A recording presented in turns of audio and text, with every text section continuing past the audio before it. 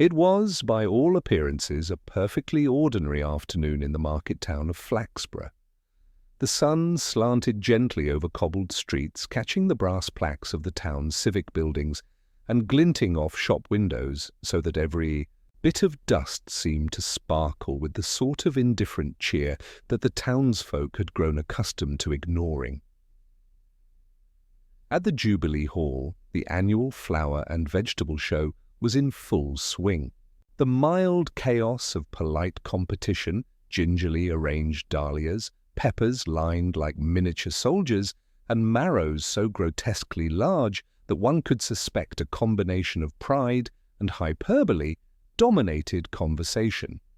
Mrs. Pettinger, chair of the Horticultural Committee, hovered over the prize dais with a lorgnette perched precariously on the end of her nose, nodding approval or mild disapproval, depending on the angle of a rose's petals. No one had reason to suspect that anything unusual might intrude upon this stately domesticity.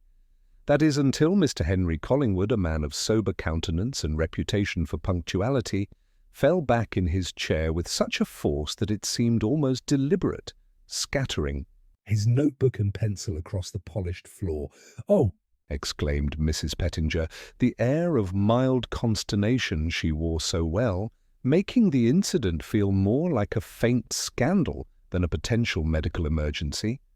"Mr. Collingwood, are you—" But Mr. Collingwood, after an initial pause, lay utterly still. No tremor, no shiver, no gasp. The room's polite murmurs transformed swiftly into a quiet panic. The steward, a young man named Roland, knelt beside him, muttering, He's gone, I think." There was no sound of violence. No one had seen him fall. The crowd was, in the truest Flaxborough spirit, more scandalized by the sudden shift in routine than by concern for the man's health. Mrs. Pettinger, balancing delicately on one slippered foot, whispered, "He was perfectly well when he came." Absolutely. Well, it was the sort of death that might have passed unnoticed in a larger city, swallowed by the noise of 1,000 competing disasters. But in Flaxborough, where every event, even a minor flower show, was a thread in the fabric of social life, it caused a ripple that quickly became a wave of speculation. Inspector Purbright, summoned by the local constabulary, arrived promptly and with his customary understated presence. He surveyed the hall with a detached interest, noting the precise angle at which Mr. Collingwood had collapsed, the gentle displacement of the notebook, and the expressions of the onlookers.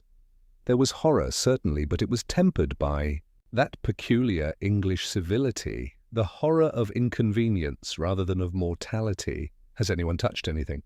Purbright asked softly, his voice carrying the weight of someone accustomed to attention without the need for force. A chorus of "No, Inspector," greeted him, though several hands subtly indicated the notebook, as if by pointing they could absolve themselves of responsibility. "Good," Purbright said, inclining his head. Then in that quiet, unhurried tone he favoured, he added, "And who might have seen him last in conversation?" The answers were fragmentary. A discussion on marigolds, a fleeting comment on the relative superiority of Mr. Fletcher's cabbages, a mild debate on the arrangement of chrysanthemums.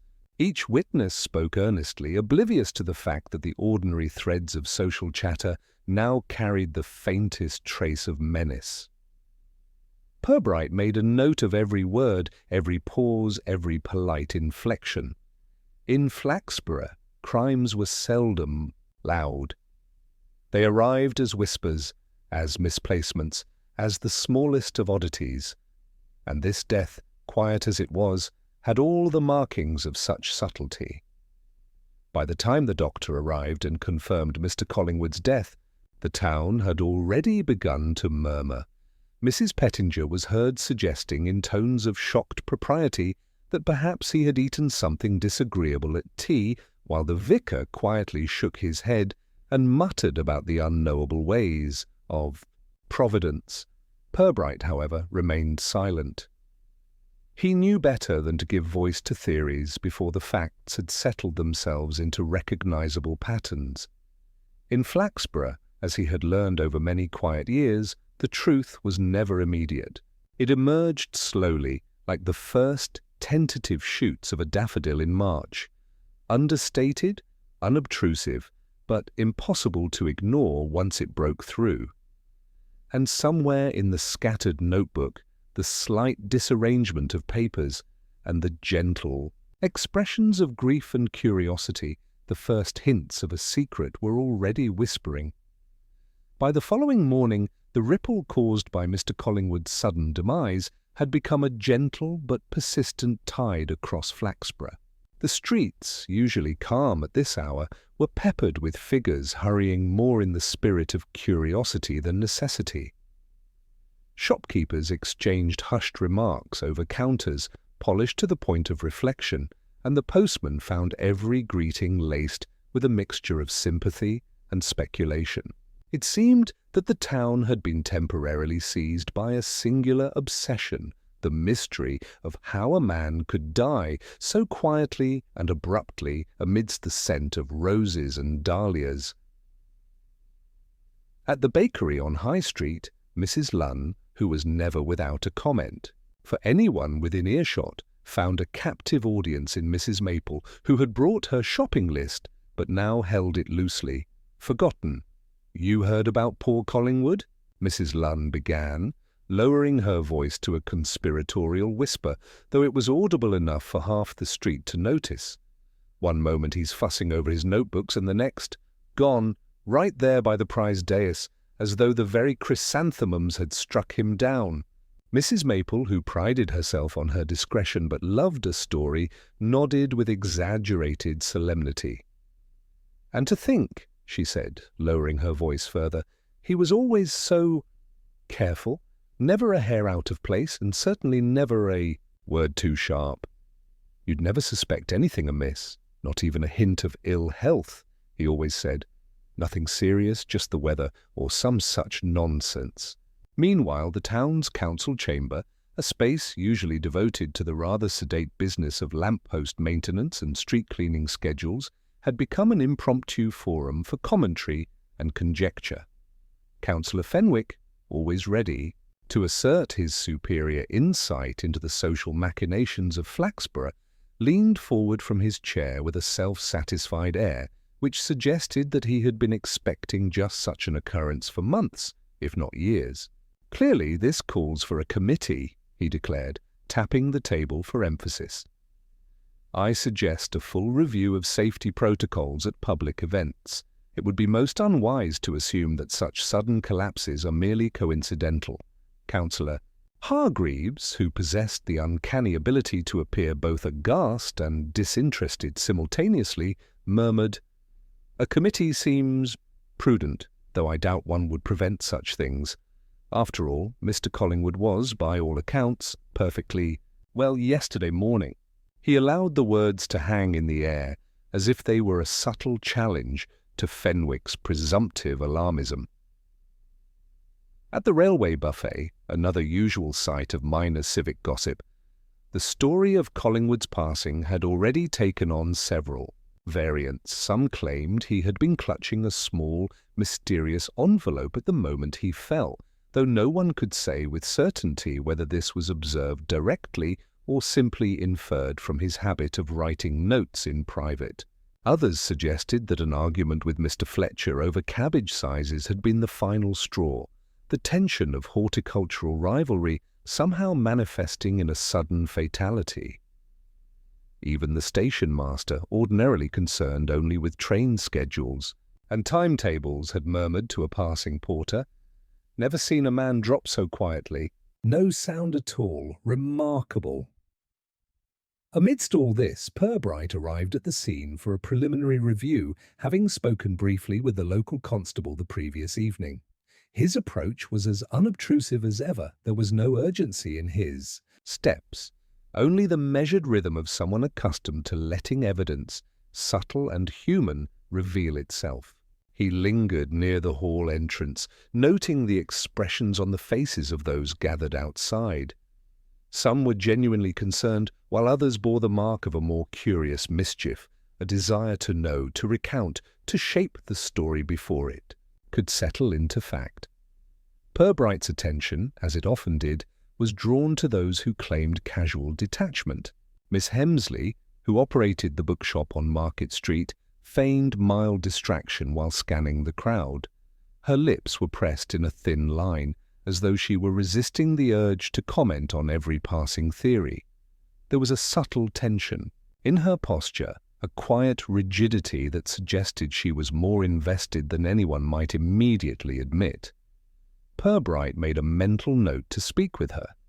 In Flaxborough, the most telling observations often arose from those who wished to appear unaffected. Inside the hall, the notebook lay on a side table, untouched since the previous afternoon. Its pages were a meticulous record of Collingwood's observations on local events, interspersed with sketches of garden plots and minute notes on the appearance of various flowers. To an untrained eye, it would have seemed innocuous, yet Purbright sensed the quiet significance of what had been preserved, and more importantly, what had been omitted. He did not, as yet, handle the notebook. In Flaxborough, timing was everything, and he preferred to let the initial waves of reaction wash over the town before interrogating the object itself. By mid-morning, the news had reached the inn, where the proprietor, Mr. Quimby, had begun recording his own version of events, half for posterity and half to impress visiting guests. He insisted that Collingwood's demise must surely have been the result of some underlying tension, though he admitted, reluctantly, that it was difficult to pinpoint exactly what that might have been. His wife, Mrs. Quimby, added that the air in the dining-room had felt curiously charged the previous day, though she could not say why. The inn became, in effect, a microcosm of the town's fascination. Everyone had noticed something, everyone had a theory, and yet all were constrained by the polite limits of propriety. Meanwhile, the constabulary, under Sergeant Beale's direction, began to canvass those who had been present at the flower show. Their inquiries were careful, methodical, and in some cases inadvertently revealing. Mr. Fletcher, the cabbage enthusiast, insisted on emphasizing his own innocence, which only highlighted the town's tendency to assume that minor rivalries could escalate into fatal consequences.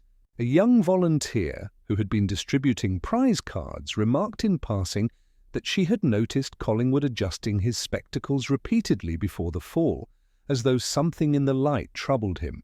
Purbright, who observed her from a distance, noted the way her eyes lingered on the dais and how her voice faltered slightly when she mentioned the detail.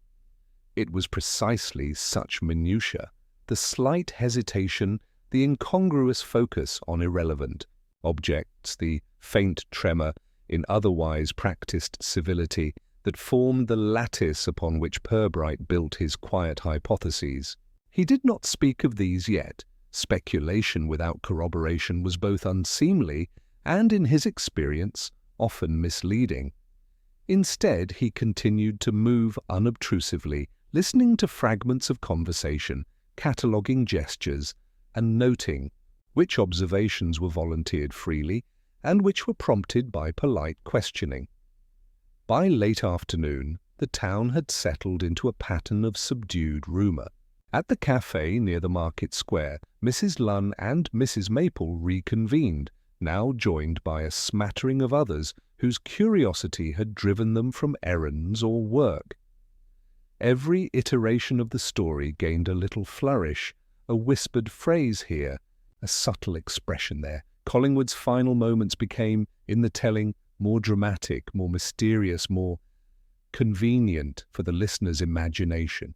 And while the exaggerations would never reach the ears of Inspector Purbright unmediated, he was careful to extract fact from performance, they nevertheless offered him insight into the values, fears, and vanities of the town itself. As evening, Drew near, Purbright returned to the hall, alone this time, to inspect the scene without the crowd's interference. The notebook remained in its place, the flowers untouched, the sunlight sliding along the floorboards in precisely the same pattern as it had the day before. He bent slightly, noting the alignment of a small scrap of paper that had fallen beneath a chair.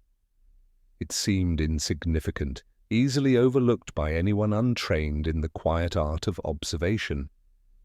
Yet he paused because Flaxborough had taught him that such trivialities were rarely trivial. After a while he stood, straightening his coat, and allowed himself the faintest of smiles. There was work to be done, certainly, but it would be carried out in the manner Flaxborough required, patiently, politely, and with full attention to the subtle human currents that carried secrets so effectively beneath the town's veneer of civility. And somewhere, beyond the town's market streets and polite parlours, those currents were beginning to shift in ways that would make even the most composed citizen feel, however briefly, that nothing was ever quite as simple as it seemed. By the next morning, Flaxborough had settled into a curious rhythm, one in which normal business proceeded under the quiet shadow of Mr. Collingwood's death. Shops opened, the market stalls displayed their usual wares, and children ran along the pavements as though the world had not shifted on its axis by a single, imperceptible degree. Yet beneath this apparent normality, the town pulsed with questions, and speculations all filtered through the prism of polite conjecture. Inspector Purbright, arriving at the Jubilee Hall once more, carried no air of urgency. His movements were deliberate, calm, and imbued with the patience that had served him in many such delicate matters. The hall itself, stripped of the previous day's floral competition, seemed unusually still. The scent of wilted petals lingered, faintly, and the scattered notebook remained on the side table as though waiting for its turn to speak. Purbright made his way to it slowly, noting the exact placement of each object, the tilt of a chair, the faint indentation of the floor where Mr. Collingwood's weight had been. Every detail, to an unobservant eye, trivial, to Purbright, was a thread waiting to be followed. He began his inquiries quietly, inviting one witness at a time into the smaller back room of the hall. Miss Hemsley, the bookshop owner, was the first. She arrived promptly, lips pressed in a thin line, eyes keenly attentive to every gesture. "Good morning, Inspector," she said, voice formal, but not unfriendly. She seemed poised and yet, like so many in Flaxborough, slightly tense in her control of emotion. Purbright seated her opposite himself and allowed the silence to stretch, a subtle technique he had long perfected. When she finally spoke, it was to comment on Collingwood's habits, his punctuality, his fastidious attention to detail in every aspect of life. He never left things unfinished," she said, pausing as if aware that her words might be read for deeper meaning. "A man so careful one would scarcely believe that something like this could occur without notice." "Indeed," Purbright murmured, lightly tapping the edge of the notebook. "And did you observe him during the show? Perhaps a conversation or a moment when something seemed to trouble him?" Miss Hemsley's eyes flickered briefly toward the notebook before she shook her head. "No, Inspector, nothing of note. He spoke politely to everyone, commented on the flowers, the arrangements, as was proper. There were nothing unusual." Yet her hesitation, brief as it was, did not escape Purbright. In Flaxborough, it was often in the pause, the subtle inflection, the careful omission, that truths revealed themselves. Next came Mr. Fletcher, the cabbage enthusiast and perennial competitor. He arrived a few minutes later, polishing his spectacles as though the act itself might clarify facts long before words could.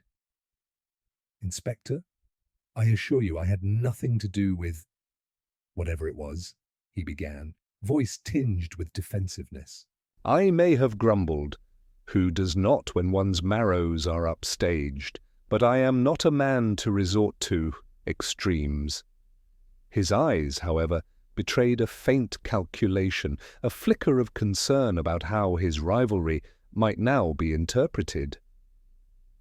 Purbright nodded thoughtfully, noting not the words themselves, but the timing, the careful selection of phrases. "Of course, Mr. Fletcher. You were in the main hall when the incident occurred." "Yes, yes, and several others can attest to that. I was standing near the south dais, just beyond the chrysanthemums. One does not wish to offend the judges by crowding the space." He smiled faintly, but there was a tautness to it, a hint. That propriety was being wielded like armor. The questioning continued throughout the morning. Roland, the young steward, was next, his hands nervously smoothing the folds of his jacket. He spoke earnestly, admitting only that he had observed Collingwood adjusting his spectacles repeatedly, and that he had noticed a small scrap of paper flutter from the notebook during the fall.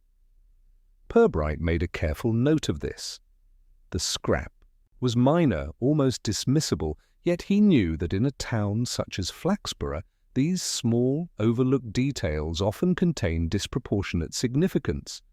By mid-morning, word of the inspector's inquiries had spread, drawing a handful of others who felt a civic duty or a private curiosity to contribute their recollections. Mrs. Maple mentioned, with a slight grimace, that Collingwood had seemed preoccupied during the preliminary judging, glancing repeatedly at the dais in a manner that suggested some private concern. Mrs. Pettinger, in her turn, expressed mild bewilderment that Collingwood had not spoken to her directly, as though omission in itself was a notable breach of etiquette.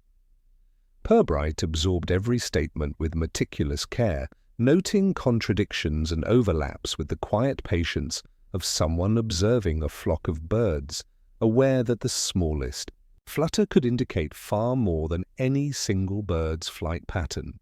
By the time the morning inquiries concluded, he had accumulated a lattice work of observations, gestures that did not match words, pauses that seemed to contain unsaid meanings, subtle interactions hinting at rivalries, minor resentments, and a shared, if unspoken, awareness of social appearances. Returning to the notebook, he carefully unfolded the scattered pages, noting in particular a single, slightly creased letter tucked between the otherwise orderly pages. Its envelope was unremarkable, save for the faint trace of a wax seal that had been broken long before. Purbright's eyes lingered on it as he sensed that it contained a fragment of private knowledge, a sliver of human anxiety, the sort of thing that, once known, could unsettle even the most composed citizen. Yet he did not open it immediately. In Flaxborough, one waited for the appropriate moment. Premature revelation was rarely wise.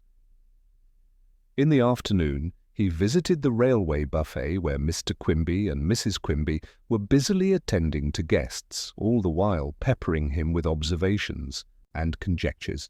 The innkeeper insisted that Collingwood had been particularly silent during breakfast the day before, and that he had declined a second cup of tea, which was uncharacteristic of him. Mrs. Quimby added, with the gentle edge of dramatic flair, so common in her recounting, that he had seemed disturbed by something unseen, a letter perhaps, or a note slipped into his hand. Purbright made a careful mental note. The reference to written communication, though vague, aligned curiously with the scrap of paper observed earlier. As the afternoon sun waned, Purbright made a final circuit through the town, pausing in the shadowed quiet of side streets where gossip rarely reached.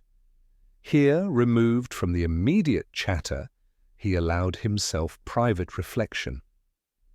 Collingwood had been meticulous, habitual, predictable, yet in these observations there were the faintest deviations, subtle dissonances in what people said versus what they did. Flaxborough, as always, demanded attention not to grand gestures or dramatic outbursts, but to the unspoken, the slight, the imperceptible. By evening he returned once more to the hall. The notebook, still on the side table, lay beneath the last rays of fading sunlight. Purbright seated himself, placing the faintly creased letter before him. For now, he merely examined it from a distance, noting the careful folds, the slight smudge of ink on the envelope, small human imperfections that spoke volumes in the quiet language of observation. He did not read the letter immediately. Patience, he knew, was often more revealing than any hasty glance. Outside, the town carried on. The market closed for the day, shutters were drawn, and the lamplighters began their rounds, their flames casting flickering shadows over the familiar facades. Yet beneath the surface of everyday life, a network of anxieties, suspicions, and secret curiosities had taken hold.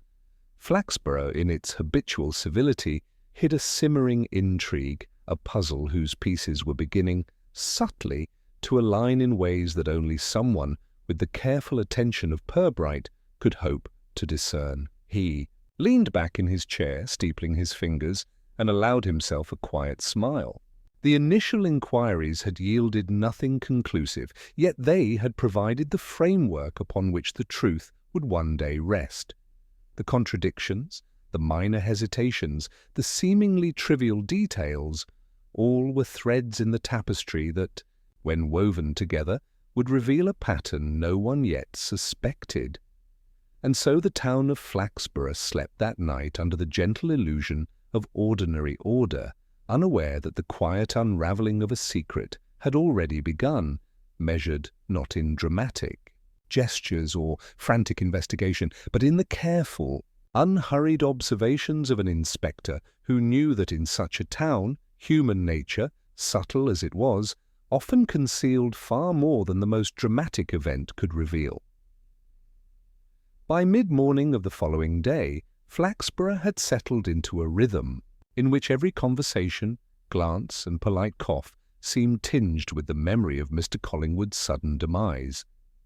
At the town hall, a gathering of councillors and local constables convened under the polite pretence of discussing routine civic matters, yet the focus inevitably drifted to the event that had so quietly but effectively unsettled the town. Councillor Fenwick, ever eager to demonstrate his insight, had already prepared a list of individuals whose behaviour warranted closer scrutiny, and he presented it with a flourish of officiousness that bordered on theatrical. "It is clear," he began, adjusting his waistcoat and tapping the table with the handle of his pen, "that certain circumstances surrounding Mr. Collingwood's fall invite careful consideration. I propose that our inquiries, while conducted with the utmost civility, be directed first toward those most immediately involved."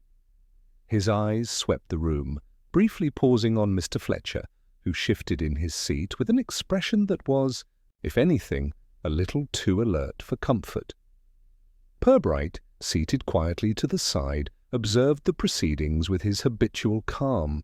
He made no comment, offering only the occasional nod, yet his mind was already cataloguing every gesture, every fleeting expression.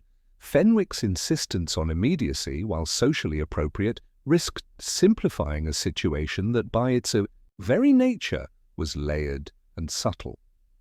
In Flaxborough, he knew, the appearance of certainty often concealed as much as it revealed. The first person called for formal questioning was Mr. Fletcher. He arrived promptly, his spectacles polished to an almost absurd gleam, his coat neatly brushed and pressed. He greeted Purbright with careful civility, then allowed the council chamber to fill with the faint murmurs of curiosity from clerks and bystanders. "I understand, Mr. Fletcher," Purbright began, "that you were near the south dais at the flower show when Mr. Collingwood collapsed. Would you be so kind as to recount your observations?" Fletcher's hands moved nervously, though he did not raise his voice. Yes, Inspector. I was examining my own entries, the marrows, you understand, when I noticed Mr. Collingwood adjusting his spectacles repeatedly. He seemed distracted, preoccupied perhaps. Then he fell. There was no sound, no warning. He hesitated, clearing his throat. I was in shock, of course, as anyone would be. And did you see anything that might suggest he was in distress beforehand?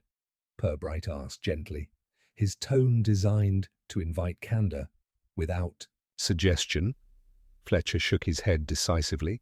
No, nothing at all. He was perfectly composed, perfectly himself. I assure you, Inspector, He stopped abruptly, as if aware that his insistence was performing a role rather than stating fact.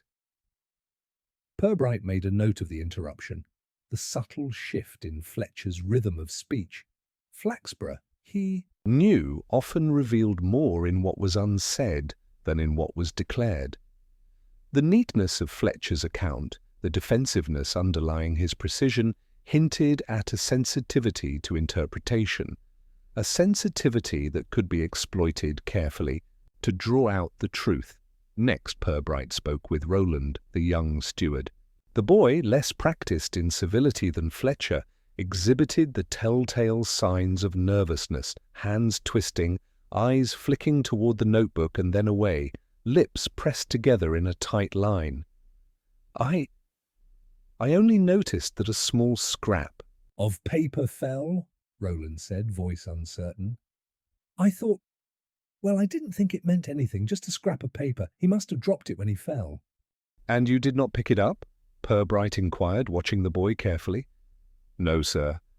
I didn't want to touch anything. I thought I should wait. Roland's honesty was plain, yet Purbright's trained observation noted a flicker of curiosity, an almost imperceptible wish that he had acted differently. The boy was frightened, certainly, but the natural human instinct to intervene, to possess knowledge, was present beneath the surface. The inquiries then shifted toward Miss Hemsley, who arrived with the polite precision of someone for whom routine was a moral imperative. She spoke quietly, deliberately, with pauses that seemed to weigh the significance of each phrase. He was preoccupied with his notebook, she said. I saw him glance at the envelope tucked inside. He did not speak of it to anyone. It seemed private, though I cannot say more. He always valued discretion, Inspector. Purbright's attention naturally lingered on the mention of the envelope. Its presence, combined with the earlier scrap of paper and the subtle references made by others, began to form a faint outline of a narrative, though still incomplete. He made no immediate move to open it. In Flaxborough, one waited until the right questions could be asked, until the proper psychological tension had been established. By afternoon, word had spread that Fletcher had become the first person, formally questioned, and the subtle machinery of gossip, so familiar in Flaxborough, shifted accordingly. At the cafe near the market square, patrons speculated with cautious amusement that Fletcher's defensive insistence might suggest culpability, though no one ventured this beyond polite inference. Mrs. Lunn and Mrs. Maple, as ever, provided commentary that was equal parts analysis and moral theatre. He was far too keen to defend himself, Mrs. Lunn whispered, fingering her teacup. That is never the behaviour of a truly innocent man. Yet, even as the whispers grew, Purbright noted the inconsistencies in these assessments. The town's natural inclination toward neat conclusions, the desire for an obvious culprit, often obscured subtler truths. He allowed the afternoon to pass, cataloguing the town's reactions, noting which citizens supplied facts and which injected moral interpretation, which hesitated, and which volunteered observations that seemed almost rehearsed. Later, as the sun sank toward the horizon, Purbright returned to the Jubilee Hall alone to reflect upon the day's findings. The notebook lay on the side table, undisturbed, its pages slightly ruffled from yesterday's events. He retrieved the envelope Miss Hemsley had mentioned, noting the careful folds, the faint smudge of ink. It seemed, at first glance, entirely unremarkable, yet he sensed that it contained the key to understanding the subtle human currents he had observed. He did not open it yet. Instead, he seated himself quietly, allowing the shadows to stretch across the polished floorboards, and considered the implications of what he had learned. Fletcher's defensiveness, the boy's hesitant revelation, Miss Hemsley's oblique mention of privacy, all formed a lattice of human behavior, the sort of thing no amount of procedural formality could replicate. Flaxborough, in its habitual civility, revealed its secrets not in spectacle, but in the delicate patterns of observation, the small contradictions, the gestures and hesitations that spoke of hidden anxieties. By the time darkness fell, Purbright had charted the outlines of suspicion, noting Fletcher as the figure around which initial assumptions swirled. Yet even as he catalogued this, he remained acutely aware that Flaxborough rarely yielded truth to the obvious. The first suspect, so neatly identified by councillors and townsfolk alike, was seldom the whole story. In the quiet, measured way that defined his approach, he prepared to delve further, to ask more questions, and to observe the subtleties that would eventually unravel the narrative hidden beneath the town's composed exterior. Outside, the gas lamps flickered to life, casting gentle light on the cobbled streets. The town carried on, each resident performing their roles in civility and routine, oblivious to the careful scrutiny of a man who watched not only events, but the human behavior surrounding them. In Flaxborough, it was seldom the overt act that revealed the truth. It was the quiet, the subtle, the understated, the almost imperceptible deviations from decorum that ultimately told the story. And Purbright, patient and unhurried, had begun to see the faint outlines of that story emerging from the layers of politeness, anxiety, and carefully curated appearances.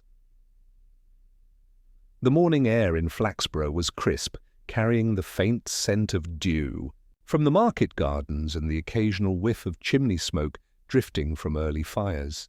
To the casual observer, life appeared unchanged. The baker arranged loaves with habitual precision, children ran along the cobbled streets to school, and the postman delivered letters with an unhurried attention to addresses. Yet beneath this veneer of ordinary routine, the town hummed with the subtle, persistent resonance of Collingwood's death. Conversations carried a slight tremor of speculation. The unremarkable streets were underlaid with a quiet tension, and each familiar face seemed to carry a private calculation, a suppressed question, or a small, unspoken worry. Purbright, as was his habit, began the day with a solitary walk through the hall where Collingwood had fallen. The empty dais, stripped of flowers, gave an almost theatrical impression of order after disruption. The notebook still lay on the side table, its presence a muted reminder of the past day's events, and beside it the small envelope remained, unopened, as if it too were part of a careful choreography. He allowed his eyes to wander slowly across the floor, noting the scuff of a shoe, the faint indentation of a chair, the almost imperceptible tilt of the small table, a subtle tableau that contained more information than any hurried glance could reveal. It was then that a trivial detail, so inconsequential it might have escaped notice, drew his attention with disproportionate insistence. A ribbon, crimson in colour, had become caught beneath the leg of the table. It was not unusual for ribbons to be present at flower shows. Indeed, their purpose was predictable. Yet the manner in which it was positioned suggested that it had been inadvertently disturbed, not by Collingwood's fall directly, but by a secondary motion, subtle and deliberate. Purbright bent slightly, examining it closely, noting the faint creases and the way it had retained the subtle memory of handling. Small as it was, the ribbon was a fragment of human action, a clue whose significance could only be discerned by observing the interplay between gesture and circumstance. He pocketed the ribbon carefully, and as he did so, the notebook seemed to draw his attention once more. The pages, meticulously kept, bore not only the usual observations on horticulture, but also marginal notes in a smaller, almost hesitant script.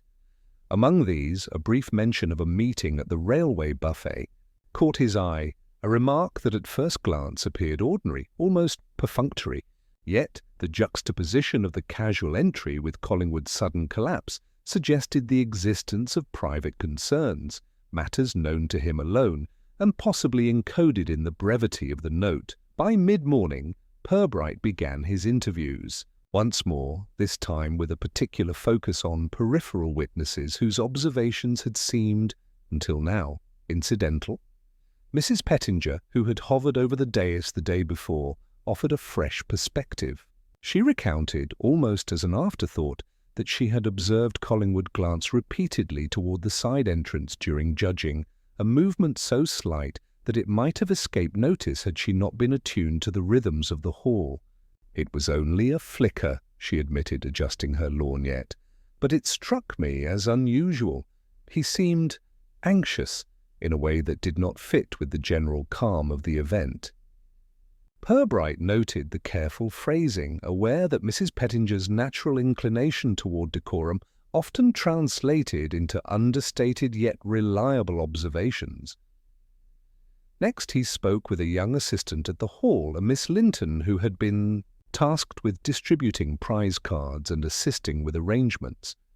Nervous yet eager to provide information, she mentioned something that initially seemed trivial: the placement of a teacup, slightly off-centre on a side table, which Collingwood had apparently adjusted with meticulous care.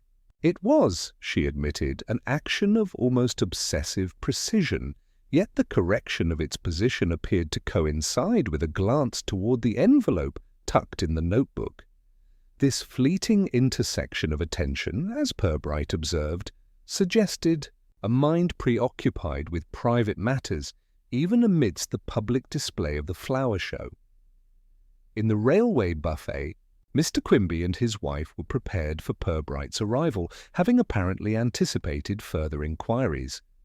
Mr. Quimby mentioned that Collingwood had seemed distracted during breakfast the previous day, a subtle pallor in his expression and a tendency to fidget with the cutlery, as though the motion itself could channel unease.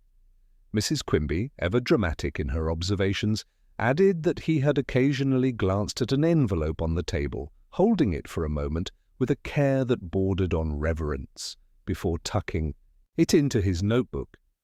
Purbright's attention lingered on these details not for their overt significance, but for the patterns they suggested. Flaxborough, in its meticulous civility, often concealed tensions beneath the mundane gestures of daily life.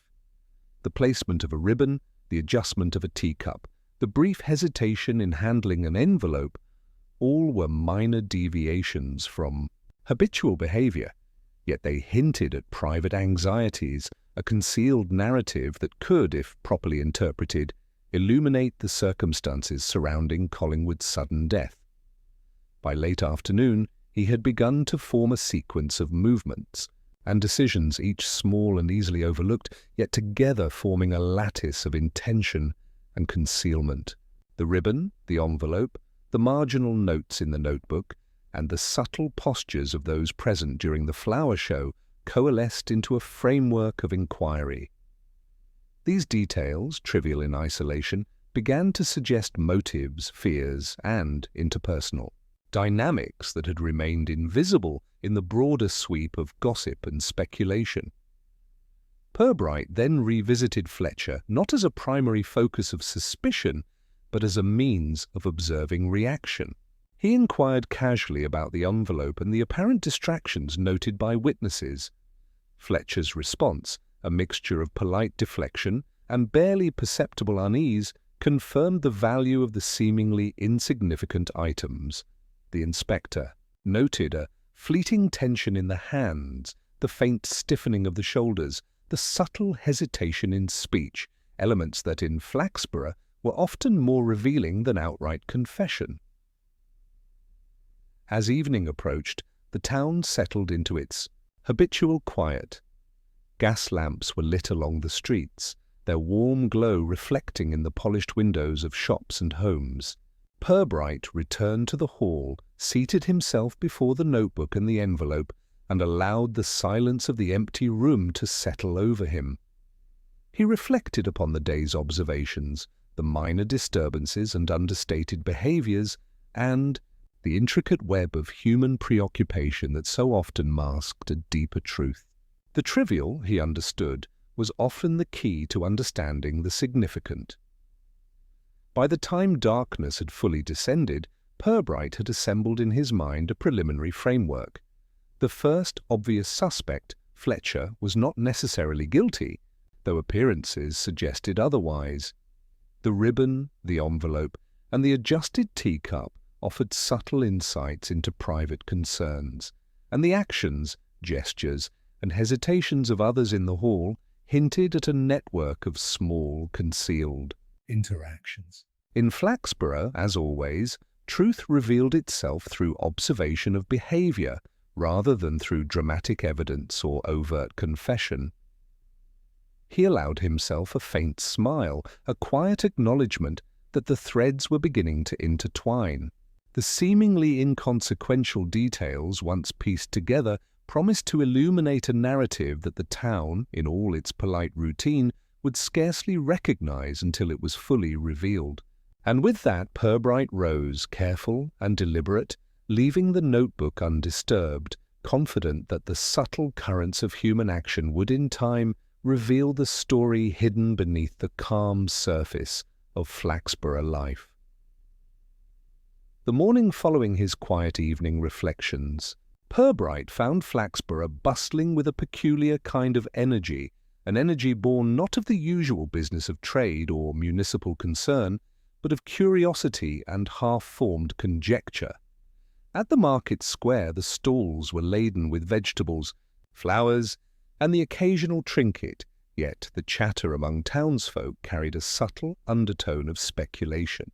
It was as though the death of Mr. Collingwood had shifted the rhythm of ordinary life, rendering even the most mundane conversations tinged with private analysis. Purbright began his day at the Jubilee Hall, where the notebook and envelope remained, undisturbed, as if patiently waiting for his next move. He did not touch them immediately. Instead, he made a systematic tour of the town, speaking with those whose perspectives had previously been peripheral, those whose observations might have been drowned in the louder chorus of gossip. It was, in his methodical way, a way of expanding the field of inquiry, observing, listening, and quietly cataloguing every nuance. First he visited Mr. Toller, the town undertaker, whose experience with the habits of the recently deceased provided a practical, if understated, form of insight. Toller, a man of few words but keen observation, remarked that Collingwood's fall had been unusual in its silence, a comment that spoke less to the mechanics of death than to its social impression. He added that the deceased had been meticulous in life, and that any disruption to such habits often carried a psychological weight. Purbright noted the phrasing carefully. In Flaxborough, the observation of ordinary patterns often yielded more than the formal record of events. Next, he spoke with Mrs. Groves, the postmistress, who reported with slight blush that she had observed Collingwood post a letter in the morning before the flower show. It was a minor act, almost ceremonial, yet the letter's precise timing and the care with which it was addressed hinted at a concern that went beyond ordinary civic duty. Purbright filed this away alongside the envelope and marginal notes in the notebook. The sequence suggested a preoccupation, a deliberate ordering of small actions, each executed with care, but carrying a faint trace of unease. At the bakery, Mrs. Lunn expanded upon her earlier gossip, recounting overheard remarks from other townsfolk regarding Collingwood's recent social engagements. She spoke of casual dinners at the vicarage, brief exchanges in the library, and the occasional walk along the river, all rendered in the gentle exaggeration customary in Flaxborough. Each anecdote, trivial in isolation, revealed subtle tensions, minor rivalries and social obligations that, collectively, formed a network of human motives. Purbright listened attentively, distinguishing between the embellishments of polite storytelling and the kernels of reliable observation embedded within. By midday, he visited the library, where the librarian, Miss Radcliffe, provided a perspective, grounded in the quieter aspects of Collingwood's life. She mentioned that he had requested certain books over the past fortnight, titles that suggested private interests and concerns, political histories, manuals on horticulture, and, curiously, volumes of correspondence etiquette. Purbright noted the combination of meticulous professional interest and personal concern. The intersection of the ordinary and the private, he reflected, was often where Flaxborough's true secrets resided. Returning briefly to the hall, he examined the placement of the ribbon once more, comparing it to his previous observations. Its slight displacement, the subtle indentation where it had lain, and the corresponding angle of the table leg indicated that it had been moved deliberately, yet without urgency or force. It was a gesture consistent with someone accustomed to careful handling, and it linked the previous day's trivial detail to the broader patterns of Collingwood's meticulous habits. As afternoon approached, Purbright spoke with Mr. Fletcher again, though this time in a less formal setting, a quiet bench near the market gardens, away from the watchful eyes of the councillors and curious townsfolk. Fletcher, though maintaining his usual composure, exhibited micro-expressions of unease when the ribbon and envelope were mentioned. Purbright observed the minute flicker of his eyes, the slight tension in his jaw, and the rapid adjustment of his spectacles. These behavioural nuances, he noted, were far more telling than Fletcher's words, which remained polite, even rehearsed. Other minor figures emerged over the course of the day, each contributing to the expanding field of inquiry. Mrs. Maple mentioned a fleeting quarrel she had witnessed between Collingwood and another local gentleman, Mr. Aldridge, over the arrangement of flowers, a quarrel so trivial that it had seemed absurd at the time. Yet the memory of it, recalled with a certain precision, suggested underlying sensitivities and a network of interpersonal tensions. The gardener, Mr. Bainbridge, added his observations regarding Collingwood's movements during the set-up of the hall, noting how he had repeatedly checked the envelope, the notebook, and the ribbons, as though orchestrating an invisible order of small, exacting measures. By late afternoon, Purbright had begun to perceive the outline of an intricate web. The obvious rivalries, minor grievances, and trivial disputes had given way to a more complex picture, one in which human preoccupation, social habit, and private concern interwove in ways that rendered the straightforward assignment of blame both premature and misleading. The small, almost imperceptible gestures, the adjustment of a ribbon, the placement of a cup, the handling of a letter, emerged as patterns rather than coincidences, providing him with subtle evidence of Collingwood's state of mind in the hours leading up to his fall. Returning once more to the hall at dusk, Purbright allowed himself a few moments of quiet reflection. The notebook lay open, the envelope beside it, and the ribbon rested gently in his hand. Each object, each minor anomaly, had its place in the latticework he was assembling. Flaxborough, for all its civility and apparent simplicity, concealed within its ordinary routines a depth of human concern, ambition, and apprehension. The town's habits, its rituals, and its small interpersonal dramas formed a pattern that, when carefully observed, could illuminate motives and reveal hidden truths. As darkness fell over the cobbled streets, the inspector remained seated, cataloguing mental notes with meticulous care. He understood, as he often did in his quiet contemplation, that the truth in Flaxborough rarely revealed itself through dramatic outbursts. Instead, it emerged through observation of the subtle, the habitual, the almost trivial deviations from normal behavior. In the interplay of these small human gestures, he recognized the architecture of motive and the outline of events leading inexorably toward the resolution of the mystery. The town continued its nightly routine, unaware that each polite conversation, each careful movement, and each subtle glance had contributed to a growing lattice of information, a framework that only Purbright, with his patient and unobtrusive scrutiny, could assemble into clarity. The field of inquiry had expanded, and within it the seeds of revelation had already begun to germinate. The morning was damp with a faint mist, the kind of subtle weather Flaxborough seemed to cultivate as a backdrop for everyday life. Shops opened as usual, the market stalls arranged their produce with habitual precision, and the postman began his rounds, though even in these ordinary motions the recent events seemed to cast a faint shadow. The town carried on as though nothing had changed, yet the air was charged with a quiet expectancy, a sense that the careful balance of civility had been unsettled.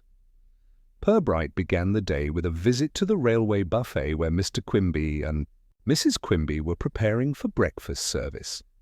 The inspector was received with polite cordiality, yet he sensed an undercurrent of tension in the way both innkeepers moved, subtle but perceptible in the minutely altered rhythm of their gestures.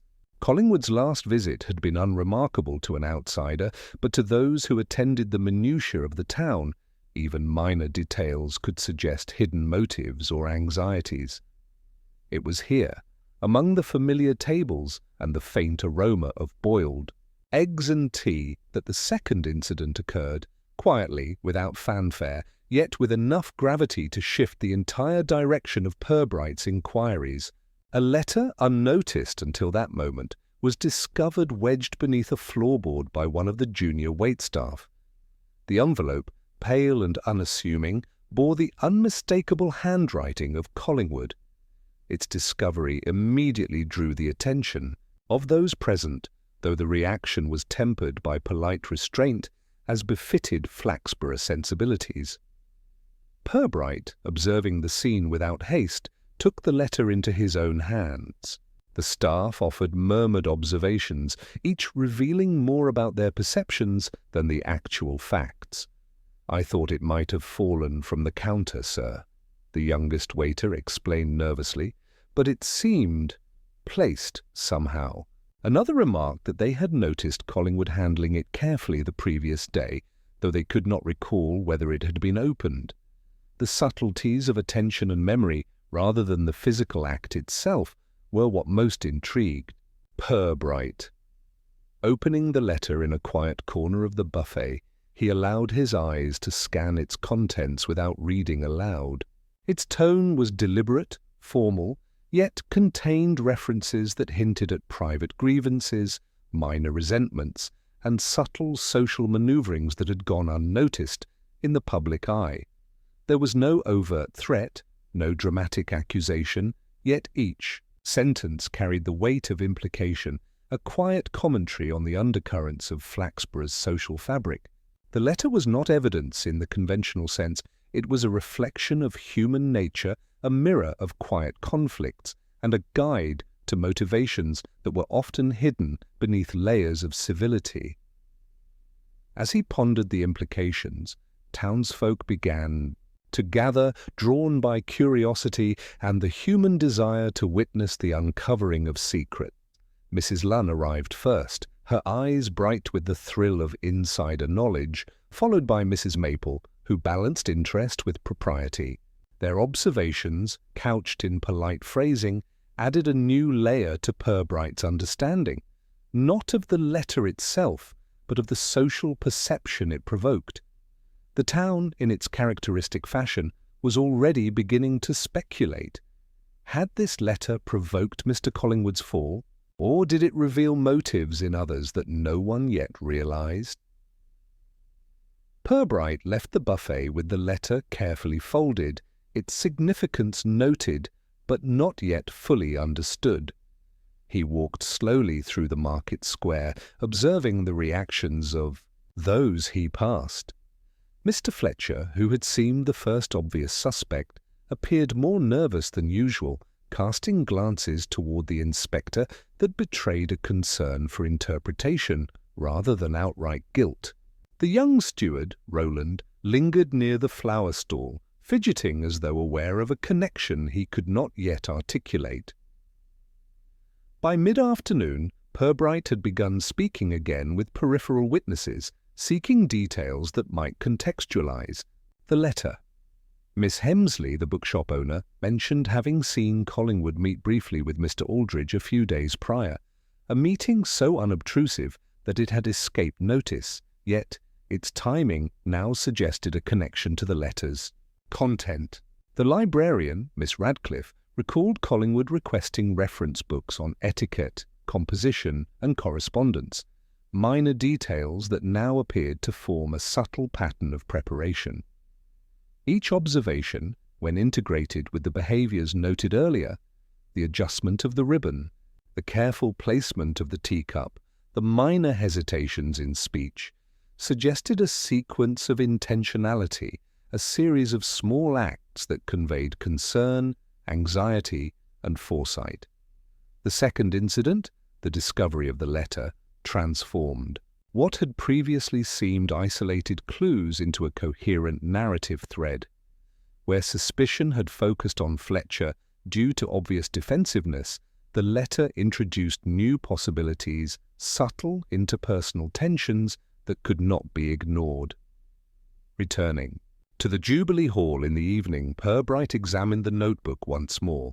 The marginal notes, the envelope, the newly discovered letter, and the trivial items, ribbon, teacup, and scrapped papers, now began to form a pattern, each element pointing to concerns previously hidden in the polite routines of Flaxborough life.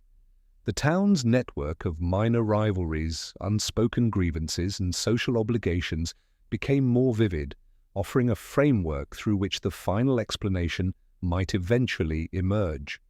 The inspector allowed himself a quiet reflection. The second incident had not resolved questions. It had complicated them, revealing the multi-layered nature of human behavior in a town where civility often masked true sentiment. Flaxborough was, as always, revealing its secrets not through spectacle, but through observation of the subtle deviations from ordinary behavior. Every gesture, hesitation, and minor act now contributed to the emerging picture, and Purbright, with his careful patience, was beginning to see the outlines of a solution. As darkness fell, the streets quieted, and the gas lamps cast gentle pools of light upon the pavements. Purbright remained seated in the hall, cataloguing mental notes. He understood that the town would soon begin to interpret events in its usual manner, assigning blame, constructing narratives, and simplifying complexities. But he had learned the value of waiting. Human nature, he reflected, rarely revealed itself in neat packages. It was in the subtle intersections of observation, the minor details, and the understated anomalies that truth was quietly encoded. The second incident had shifted the field. The first obvious suspect was no longer the only focus. New threads had emerged, complicating the narrative and forcing Purbright to consider motives and interactions that were previously invisible. In Flaxborough, the dance of civility, rivalry, and curiosity continued, and the inspector, ever patient, allowed the intricate human tapestry to unfold before him, knowing that clarity would emerge only through continued attention and subtle questioning. The evening air in Flaxborough carried a delicate chill, softened by the faint glow of gas lamps and the occasional wisp of smoke rising from household chimneys. The town seemed to have settled into a rhythm that was simultaneously normal and, to the practiced eye of Purbright, subtly altered. Each familiar street and cobbled square bore traces of yesterday's discoveries, the unnoticed glances, the cautious gestures, and, most importantly, the letter whose quiet revelation had disturbed the previously neat narrative of Mr. Collingwood's demise. Purbright sat alone in his office at the police station, the notebook, an envelope arranged, deliberately on the polished surface before him. The second letter, discovered at the railway buffet, had been read carefully, analysed for tone, phrasing, and implied meaning, yet even in its content there were gaps, ellipses in human behaviour that only observation could fill. He allowed the room's silence to settle around him, punctuated only by the faint rustle of paper and the distant sound of a carriage rolling along the wet stones. In this quiet, he began the process of private reflection, assembling the mental mosaic of events, personalities, and motives that had emerged over the past week. Collingwood, meticulous, composed, and socially adept, had nevertheless carried a private burden, a network of minor obligations, rivalries, and anxieties that were easily overlooked in public life. The ribbon displaced on the dais, the teacup adjusted with precise hands, the notebook margins filled with coded remarks, all suggested a man attentive not only to horticulture, but to human nuance, aware of small slights, obligations, and the social expectations that governed Flaxborough. Purbright considered each act, each gesture, not as isolated eccentricities, but as deliberate expressions of concern, anticipation, and possibly apprehension. The behaviours of the townsfolk were equally revealing. Fletcher, the first obvious suspect, had displayed defensiveness and micro-signs of unease, yet there was no evidence of overt malice. The young steward, Roland, had exhibited natural curiosity combined with hesitation, the interplay of obedience and fear producing small but telling reactions. Miss Hemsley, Mrs. Pettinger, and the various minor figures had all contributed observations couched in polite understatement, yet their collective accounts began to reveal patterns. Collingwood's interactions, the timing of his movements, and the careful attention he had given to certain letters and objects pointed to a life lived with exacting care and discreet social calculation. Purbright's mind returned to the letter found at the buffet. Its content hinted at private tensions, minor grievances, and subtle requests for discretion. There were no dramatic accusations or threats, yet each carefully chosen word suggested a network of social expectations and interpersonal sensitivities. The discovery had shifted the field of inquiry, moving suspicion from Fletcher alone to a broader spectrum of possibility. The town's inherent desire for neat resolutions could no longer dominate the narrative. The truth, as always in Flaxborough, was lodged within the subtleties of human behaviour. He recalled the interactions among the townsfolk during the previous days. The gentle adjustments of posture, the precise placement of objects, the fleeting hesitation before speech. All these minor cues had been recorded meticulously in his memory. In these he recognized patterns of concern, anxiety, and protective instinct. A man guarding a secret, a community subtly policing propriety, and minor rivalries simmering beneath polite conversation. Each thread, he knew, would eventually converge, but only after patient observation and careful consideration. His reflections extended to the social mechanics of Flaxborough itself. The town, with its carefully maintained appearances and habitual civility, encouraged minor rivalries and concealed resentments to manifest in ways both subtle and socially sanctioned. Collingwood, as both participant and observer, had navigated these currents with a practiced hand, noting the positions of others, anticipating reactions, and recording minutiae that would, to a trained observer, outline the architecture of his world. The seemingly insignificant disturbances, a ribbon, a teacup, a slip of paper, were not merely trivial. They were integral to understanding his preoccupations and the environment in which he lived.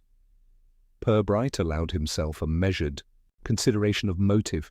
Unlike the overt drama of sensational crime, this case demanded attention to small deviations, minor anxieties, and private intentions. The fall that had ended Collingwood's life, though apparently sudden, must be interpreted not in isolation, but in relation to the complex latticework of human interactions he had catalogued. Subtle tensions, discreet rivalries, and the careful choreography of social life provided the context in which the incident must be understood. By late evening, he began to outline potential avenues of inquiry, not with urgency, but with the calm deliberation that had characterized his approach throughout. Questions were formulated carefully, designed not to intimidate, but to invite subtle revelation. The letter, the notebook, and the array of minor but telling details formed the backbone of these inquiries, guiding the inspector's understanding of the human landscape. He considered which individuals might, under gentle prompting, reveal small but meaningful truths, and which observations required corroboration through further unobtrusive attention. The room, quiet except for the occasional tick of a clock, offered the kind of reflective solitude that Flaxborough rarely permitted in the hustle of daily life. Purbright leaned back, hands steepled, and allowed his thoughts to trace the patterns he had observed, the interplay of anxiety and discretion, the gestures of civility masking subtle tension, and the ways in which minor acts could reveal hidden motives. He understood that the forthcoming phase of inquiry would require finesse, precise questions, staged encounters, and a deliberate orchestration of social dynamics to elicit the information that remained concealed. As the night deepened, the inspector considered the interconnectedness of events. Collingwood's careful attention to minor details, the reactions of Fletcher and Rowland, the subtle hints observed in Mrs. Hemsley, Miss Linton, and the Quimbys, all formed a lattice upon which the truth could be revealed. Each had acted in accordance with character, circumstance, and social expectation, yet within these actions lay the outline of a narrative that had yet to be fully articulated. Patience, Purbright reminded himself, would illuminate the hidden intersections of intent, opportunity, and consequence. By the early hours, he finally rose, quietly replacing the notebook and letter in their respective positions. The town, asleep under a faint mist and the soft glow of gas lamps, held its secrets with characteristic civility. Purbright, calm and deliberate, recognized that the process of observation was far from complete. Human nature, in all its subtlety and variation, continued to weave its patterns, and only through continued attention, discreet inquiry, and careful orchestration would the underlying truth be coaxed into light. He left the station with the certainty that the next steps would involve subtle prompting, deliberate questioning, and careful observation, the precise methods that Flaxborough demanded. The intricate lattice of social interactions and private anxieties was ready to reveal its deeper contours, and Purbright, patient and unwavering, was prepared to follow the threads wherever they led. The following morning arrived with a quiet clarity, the kind of day in Flaxborough when every detail seemed sharper and every gesture carried its own weight. The sun, low but persistent, cast elongated shadows across the cobbles, lending even familiar streets a sense of subtle drama.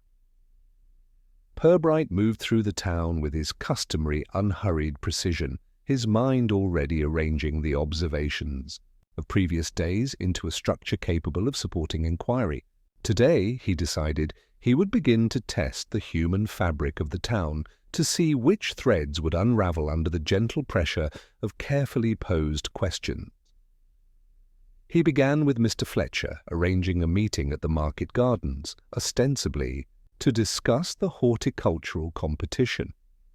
The benches were strategically chosen, public enough to suggest casualness, private enough to allow subtle observation. Fletcher arrived promptly, his coat neatly brushed, and spectacles polished to an almost theatrical gleam. His natural composure betrayed little, yet Purbright noted the minute alterations in posture, the almost imperceptible tensing of shoulders when the conversation approached topics related to the envelope or the ribbon. "Mr. Fletcher," Purbright began in his polite, measured tone, "I have been reviewing the notes from the flower show and the minor occurrences surrounding the dais. The ribbon, the teacup, even the scrap of paper you mentioned. These are trivial details, yet I find them quite instructive regarding human attention and perhaps concern. I wonder, did you notice anything unusual about Mr. Collingwood's manner on that morning?" Fletcher hesitated, adjusting his spectacles with a slight tremor in his fingers. "Unusual, Inspector? Well, he was meticulous, as always, perhaps a little preoccupied. But nothing, I assure you, that would suggest—" He stopped, his careful phrasing betraying an awareness that the question's design was to provoke more than a simple answer. Purbright allowed a pause, observing the manner in which Fletcher's eyes flicked toward the ribbon still visible in a nearby flower bed, noting its displacement, and then back to him. "Preoccupied," the inspector continued gently, "might indicate concern over something specific, perhaps an interaction, a letter, a minor grievance. Even the most meticulous person can be affected by matters they choose to conceal." The effect was immediate, though subtle. Fletcher's jaw tightened, a shadow of tension passing across his face. He shifted on the bench, the angle of his body now betraying his discomfort more than any words could. Purbright remained entirely composed, noting the precise nature of these micro-expressions, eye movement, minute muscle tension, and the brief hesitation before speech. "I see," Fletcher murmured. "I cannot say more. I did not observe anything overtly significant, but of course minor matters, they do preoccupy a gentleman sometimes." Satisfied for the moment, Purbright allowed the conversation to drift into neutral territory. Horticultural techniques, soil quality, the proper arrangement of flower displays. By gently mixing innocuous discussion with pointed observation, he could measure responses, noting which details produced a reaction, which were dismissed, and which were acknowledged with understated tension. Later, he visited Roland, the young steward, in the library where the boy had been assisting Miss Radcliffe with archival organization. The conversation was casual, ostensibly about cataloguing methods, yet Purbright's questions were crafted to test awareness and reaction. He mentioned the envelope, the ribbon, and the seemingly trivial adjustments Collingwood had made during the show. Roland's hands trembled slightly as he shelved a book, and his voice, though polite, carried an edge of urgency, a mixture of curiosity and anxiety. I thought I noticed something," Roland admitted cautiously, glancing toward the window, as though seeking escape. "But I wasn't certain, and I didn't want to get anyone in trouble. It seemed private, sir." Purbright nodded, registering not just the content of the boy's words, but the hesitation, the subtle avoidance of direct gaze and the nervous repetition of qualifiers. These were the behavioral clues that formed the backbone of his understanding, not what was said, but how it was expressed. By mid-afternoon, Purbright orchestrated a meeting that brought together a few of the minor figures he had interviewed over the past week, Miss Hemsley, Mrs. Pettinger, and Mr. Bainbridge. The pretext was a discussion of exhibition logistics, yet within this social framework, he could observe interactions, gauge discomfort, and identify the small fissures in their polite facades. Subtle glances, hesitant interruptions, and careful corrections of posture revealed the tensions that were otherwise masked by Flaxborough's customary civility. He asked neutral questions, such as the arrangement of flowers or the proper placement of award ribbons, yet each question was phrased to elicit responses connected to human behavior, attention to detail, concern for propriety, or subtle oversight. Mrs. Pettinger's eyes lingered on the ribbon for a moment longer than was strictly necessary, a micro-gesture of recognition, while Miss Hemsley's tone carried an almost imperceptible caution, a careful shaping of words to avoid revealing too much. Mr. Bainbridge, in contrast, was defensive but polite, his observations precise yet lacking, a slight hesitation indicative of guilt or preoccupation. Purbright allowed the meeting to progress in this understated fashion, his questions designed to prompt reflection rather than confession. He noted the timing of gestures, the sequence of glances, and the careful modulation of speech. In each case, the patterns became clearer. Small, otherwise trivial deviations in behavior formed a lattice of insight that, when viewed collectively, illuminated the subtleties of Collingwood's social environment. Returning to his office that evening, Purbright compiled mental notes linking the interactions of the day to the sequence of minor incidents: the ribbon, the teacup, the letters, the carefully observed behaviors of Fletcher, Roland, and the other minor figures. Each element fit into a pattern, the threads of human action converging to form a picture of underlying concern, discreet rivalry, and the private anxieties that had surrounded Collingwood's final hours. Purbright allowed himself the satisfaction of observing that the test had worked precisely as intended. By prompting reflection and gently staging encounters, he had elicited behavioral responses that were far more revealing than any direct interrogation could have produced. The lattice of micro-expressions, hesitation, and subtle tension had begun to reveal the outlines of human motive with clarity, not through dramatic confession, but through careful, patient attention to the quiet, civilized dance of Flaxborough life. As darkness settled over the streets, the town resumed its usual calm, oblivious to the invisible orchestration of observation that had taken place. Purbright, confident in the insights gained, prepared for the final phase, the synthesis of all gathered information into a coherent narrative. The human tendencies, the minor tensions, and the quietly revealed motives now awaited the moment when they could be joined together, and the truth, long concealed beneath civility and habit, would finally emerge. The morning sun in Flaxborough filtered through the lace curtains of the Jubilee Hall, casting a soft glow over the polished wooden floor and the carefully arranged displays that had once been the scene of Collingwood's final hours. The hall was quiet, save for the gentle rustle of leaves drifting in through the open windows and the occasional footstep of a custodian preparing for the day. To the casual observer, it was merely another morning in a town accustomed to civility and routine. Yet to Purbright, this quiet held a different weight. It was the calm before revelation, the poised moment in which observation, patience, and subtle orchestration would converge to illuminate truth. Purbright arrived early, ensuring the scene remained undisturbed. The ribbon, the teacup, and the notebook were all positioned precisely as before, their arrangement a tableau of minor acts that had now accumulated significance. The envelope and the letter from the buffet lay side by side, their contents already carefully analyzed, yet their physical presence served as silent witnesses to the intricate interplay of human behavior that had preceded Collingwood's fall. He had invited the principal figures, Fletcher, Roland, Miss Hemsley, and Mrs. Pettinger, to attend, framing the meeting as a discussion of archival arrangements and minor adjustments for the next horticultural exhibition. All arrived punctually, each bearing the outward calm that Flaxborough demanded, yet beneath the surface their comportment revealed subtle indications of anxiety, anticipation, or guarded interest.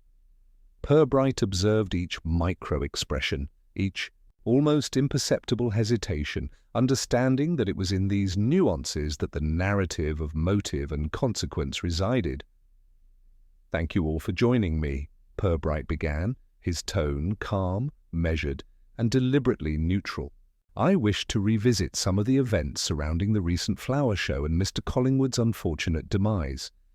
In so doing, I hope to bring clarity, not just to the circumstances but to the human interactions that form the social context of our town. It is often in minor details, seemingly trivial, that truth is most reliably encoded." He gestured gently toward the ribbon on the dais. This ribbon, for example, was found slightly displaced.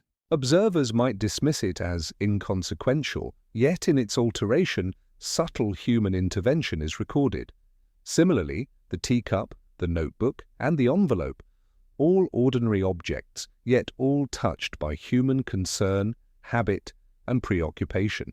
Fletcher shifted slightly, adjusting his spectacles.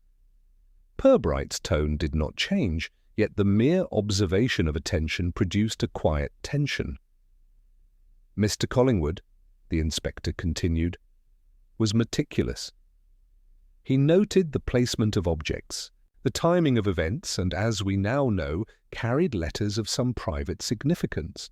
One such letter, discovered at the railway buffet, contains nothing overtly threatening, but its contents reflect the concerns and expectations of the townsfolk, delicately interwoven with his own private calculations." A pause, filled only with the sound of soft breathing and the slight movement of chairs. Each participant, though polite, exhibited subtle signs of heightened awareness, the tilt of a head, a brief glance toward the ribbon, the tightening of a hand on a notebook. Purbright allowed these observations to solidify his internal understanding before proceeding.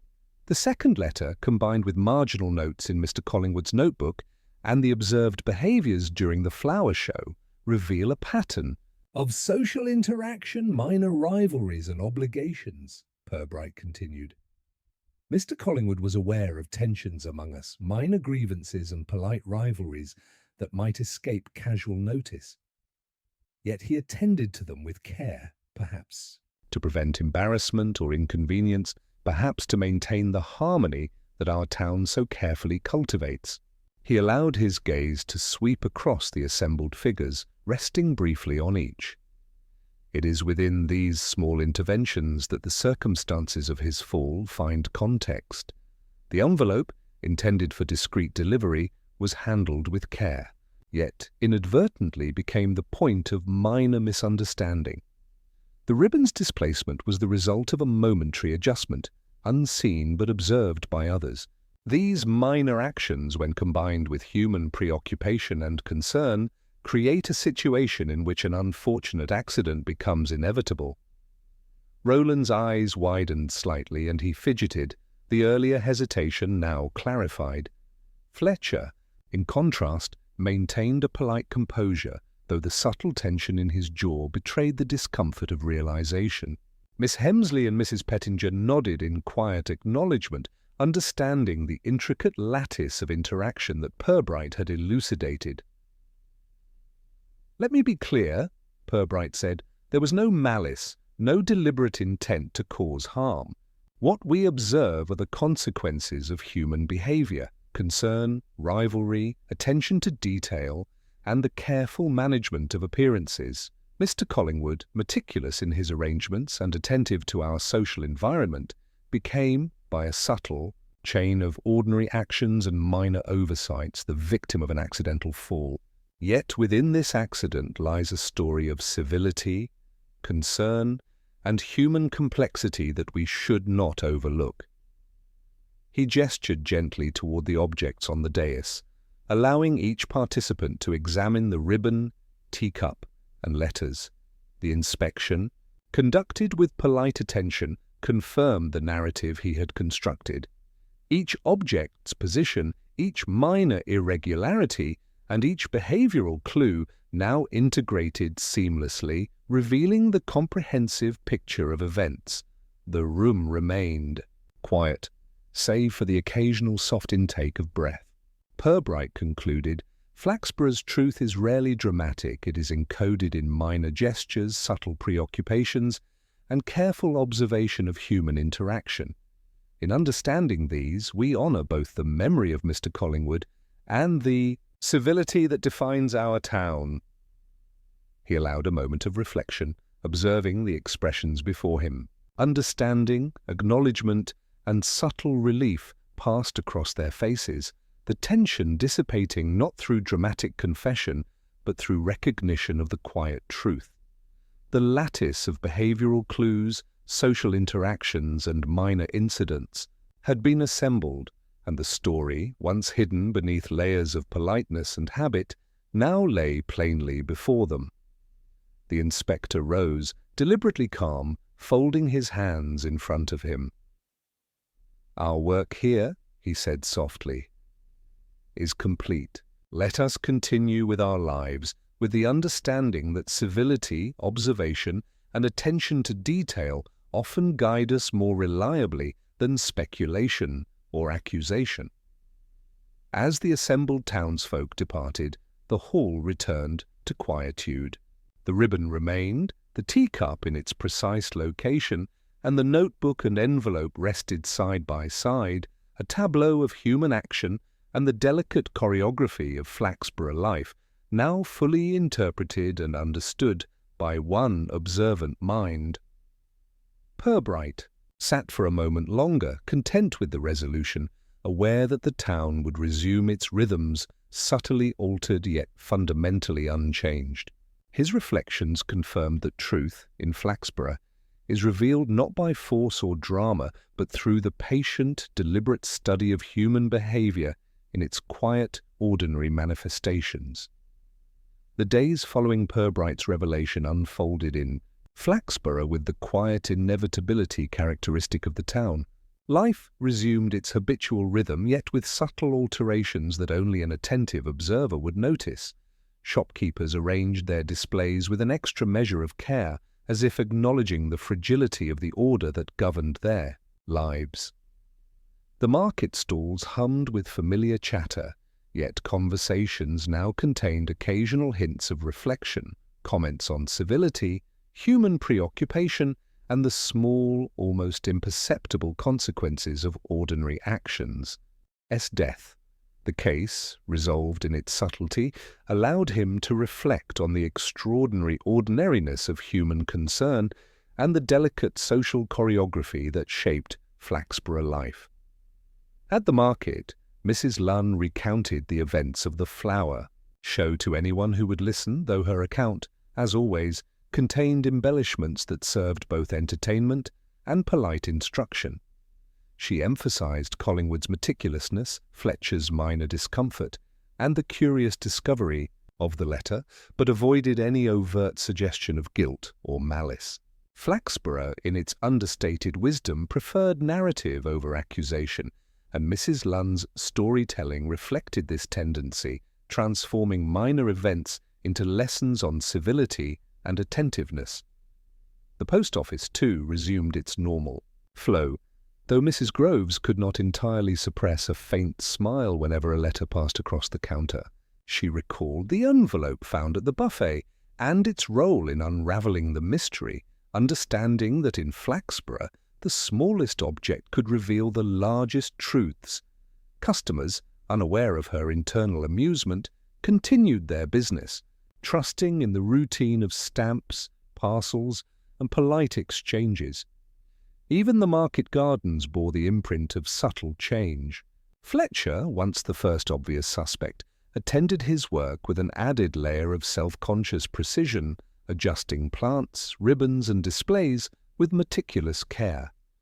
Yet beneath this attention lay a quiet understanding, a personal acknowledgement, that human error, minor concern, and the interplay of civility could combine in ways both revealing and dangerous. Roland, too, moved among the flowers and books with a newfound awareness, observing small gestures and subtle details with an eye shaped by recent events. Purbright took occasional walks along the river, reflecting upon the human condition and the social architecture of the town. The calm flow of water mirrored the rhythms of life in Flaxborough, unhurried yet inexorable, carrying with it small ripples that transformed the surface in ways visible only to those who looked closely. He considered the intricate interweaving of behavior, habit, and observation that had resolved the mystery. The ribbon displaced with careful hands, the teacup adjusted in thoughtfulness, the envelope handled with discretion, and the subtle reactions of townsfolk when confronted with gentle questioning. Each element, minor in isolation, contributed to a comprehensive understanding of human preoccupation and consequence. The town's council resumed meetings, the discussions of policy and procedure unfolding with customary politeness. Yet here, too, the recent events had left their mark. Members of the council approached interactions with slightly heightened awareness, careful phrasing, and attentive listening. Minor grievances were acknowledged with patience, subtle rivalries tempered by consideration, and the importance of civility reaffirmed through every exchange. Flaxborough, as always, balanced the ordinary with the delicate acknowledgement of human complexity. In private, Purbright continued his reflections, cataloguing each observation, micro-expression, and behavioral nuance from the investigation. The letters, notebook, ribbon, teacup, and minor adjustments of objects were not merely clues. They were representations of concern, habit, and civility, forming a lattice upon which the events of the flower show had unfolded. He appreciated, as always, that in Flaxborough the resolution of a mystery required more than deduction. It required patience, observation, and an intimate understanding of human behavior in its ordinary, understated manifestations. Evenings. In the town retained a comforting cadence. Lamps glowed gently on cobbled streets. The occasional carriage rolled past with a polite jingle, and conversations drifted along familiar patterns. Yet beneath this surface, an invisible layer of awareness persisted. Each citizen, in their own way, carried the memory of events tempered by civility, humor, and reflection. The subtle acknowledgement of how minor actions could ripple into significant consequences became part of Flaxborough's collective consciousness, quietly guiding behavior and reinforcing the town's unique social equilibrium. Purbright, returning to his office late in the evening, closed the notebook with a sense of quiet satisfaction. The case was resolved not through dramatic confrontation or sensational revelation, but through careful attention to nuance, subtle social dynamics, and the understated interplay of ordinary lives. He arranged the letters and ribbon neatly on his desk, each object a testament to the ordinary human actions that, in combination, had determined the outcome. Looking out over the town from the station window, he observed Flaxborough in its nocturnal calm. The rooftops were dark, chimneys rose silently into the sky, and the distant river reflected a faint shimmer of lamplight. Life continued, steady and deliberate, with only the most perceptive recognizing the subtle shifts in awareness and behavior left by the events surrounding Collingwood's death. The town had regained its rhythm, though now enriched by the quiet lessons of civility, attention, and human preoccupation. Purbright returned to his papers, the minor tasks of policing offering a gentle rhythm to accompany reflection. He appreciated the ordinary, the subtle, and the carefully observed. Flaxborough, as ever, remained a study in civility, human nature, and the consequences of minor actions executed with care or oversight. And in this, the inspector found both satisfaction and purpose, a reminder that truth, in its quiet and deliberate form, was woven not in drama but in the patient attention to life as it is truly lived.